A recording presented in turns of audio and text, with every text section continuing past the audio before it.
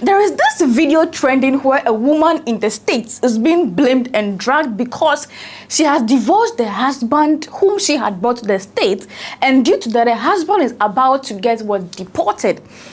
And she came out and said the story, what actually transpired. And ladies and gentlemen, if you are not careful, even if you are a man, at the end of this video, you might join the feminists to say, men are scum. And just get straight into the details. So the woman in question here has a TikTok page that she has built like a community, and then she shares this kind of stories with people that have gone through the same or similar stuff.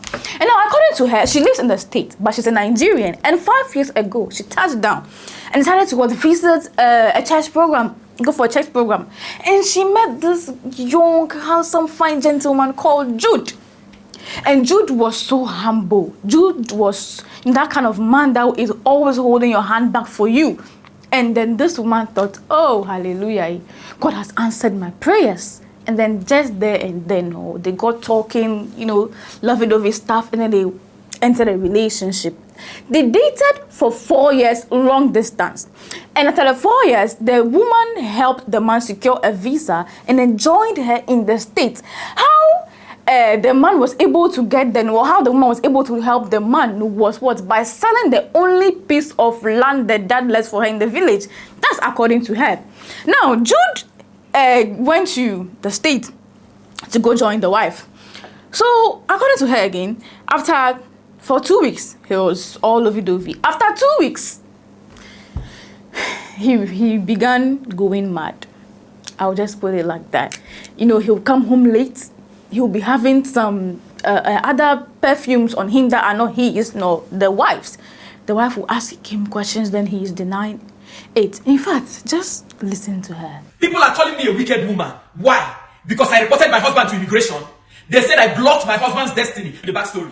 I met Jude 5 years ago in Enugu while I was visiting from the United States of America. I have spent years in this United States working double shifts day and night as a certified nursing assistant. But when I met Jude at a youth church program, I thought God had finally answered my prayers. He was so humble, a brother in Christ, and always praying. He would literally carry my handbag for me every time. And for 4 years, we did long distance relationship. Every dollar I made from cleaning elderly people's nyash in America, I sent them to Jude.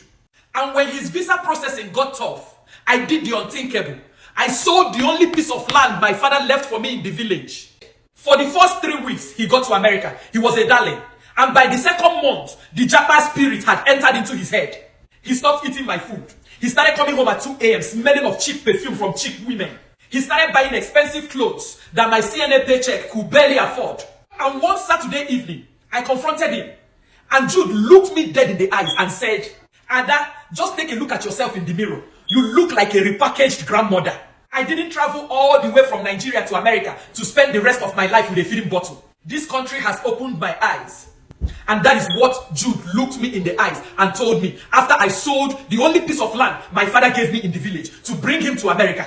This is what he had to tell me. I now look like a repackaged grandmother. And you think that was all? No. The next morning, the wardrobe was empty. My husband had vanished. Jude vanished into thin air.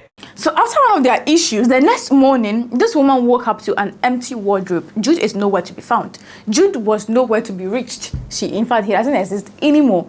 And the lady, I'm sure she tried reaching out to Jude, but to no avail, right? So after some few weeks, the woman saw Jude posting some videos with another woman, according to her, a 23-year-old woman. And then when he posts, he'll caption it, those kind of captions, and a morning turn into blessing, my laughter has done why. And this woman says she literally cried her eyes out. She cried. And then the Igbo woman in her stood up and said, nah, this cannot be me. I cannot be crying for a man for this long. Like, scratch that, like, F it. And then she quickly started filing for a divorce. 6 months later, according to her, she got a call one day, and it was a detective. And the detective asked, do you know this so Jude Osikpiang? Yes, I know him. What's up? What's going on? Okay, so has Jude done money wire transfer? She answered all the questions.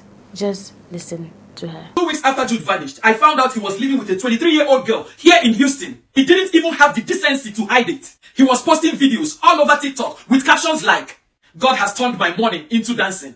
New level, new blessings." And guess what? His foolish friends in Nigeria was busy commenting under his post saying, "America suits you, you have finally arrived." Arrived where? With my own money.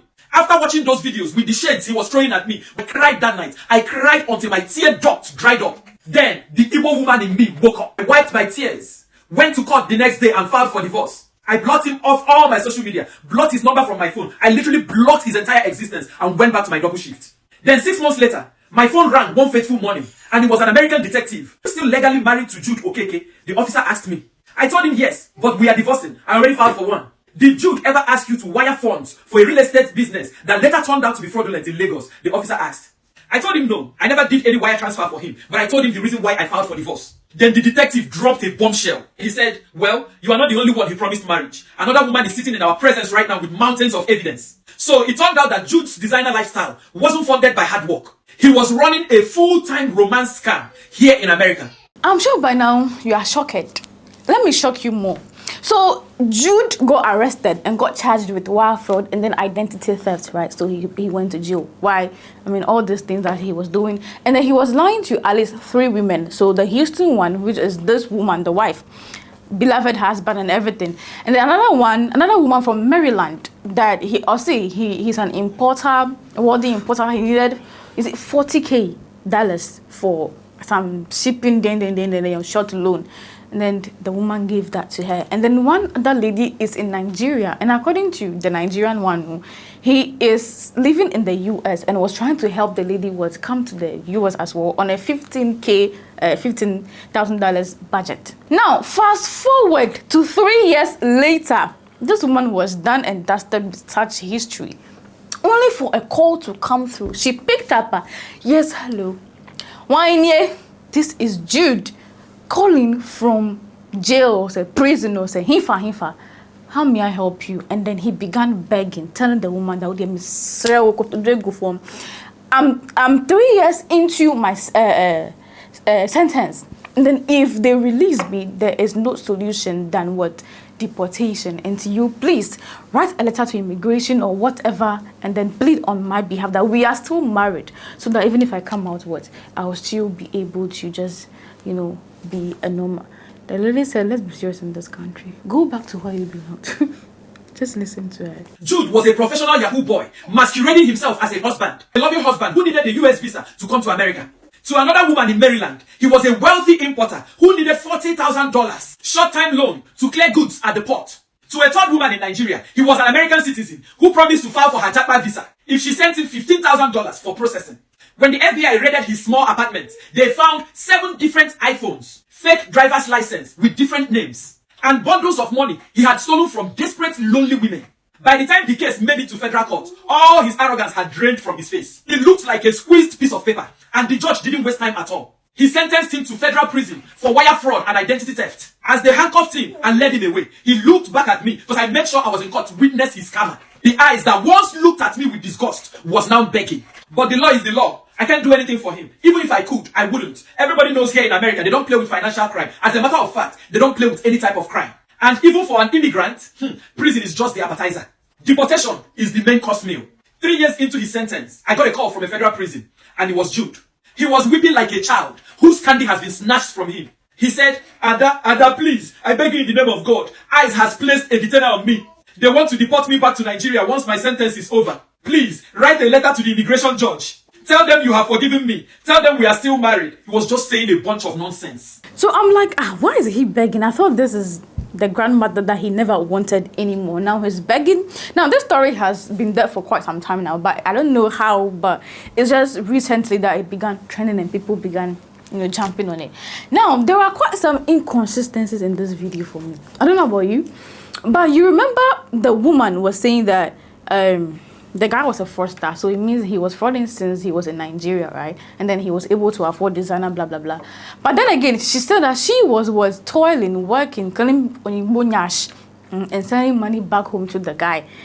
If the guy was that rich and could afford design, I mean, when we're talking about designers, I mean, it's expensive. So if he could afford designers in dollars, what do you mean by you are sending him money If it's just maybe the traveling money that you had to sell the land, maybe that traveling money is quite huge, so I get it. But saying you keep on sending upkeep money.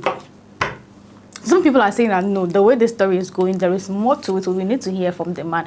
But how can you hear from a man who is probably in jail or in Nigeria somewhere who doesn't even know that this story is outside? But anyways, let me know what you think in the comment section. Do you think there is more to it, or you just say, let's follow the feminists and say men has come? I know people are saying, Mama saying men has come. It's the story. But anyway, this is Gossip 24.